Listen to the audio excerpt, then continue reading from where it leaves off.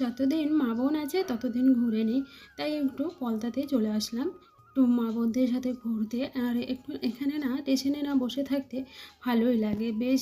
Train যায়, train আসে, কত না লোকজন আসে নামে ওঠে, দেখতে খুব ভালো লাগে। আর এখানে দেখো আমরা বসে থেকে কিন্তু ট্রেন গুনছি, মানে কয়েক সেকেন্ড পর পর কিন্তু ট্রেন যে কত যাচ্ছে, তাই বসে থেকে দেখে একটু বোরিং হয়ে যাচ্ছে, তাই একটু হাঁটতে বেরিয়ে পড়লাম স্টেশনের মধ্যে। এখানে দেখো বনু, মামার মেয়ে, শাশুড়ি মা তিনজন মিলে কিন্তু হেঁটে হেঁটে যাচ্ছে। আর এদিকে স্টেশনে বসা হয়ে গেছে আর রাতেও হয়ে গেছে, তার জন্য যাবার সময় একটু ফল নিয়ে যাচ্ছি। সিজনের আম তো শেষ, তাই জন্য একটু আমও নিয়ে যাব, দেখি কি কি ফল নেওয়া যায়। আর যে দোকান থেকে ফল নিচ্ছি না, সেই দোকানে না অনেক রকমের ফল পাওয়া যায়। এখানে কোনো ফল নেই যে পাওয়া যায় না, সমস্ত রকমের ফল পাওয়া যায়।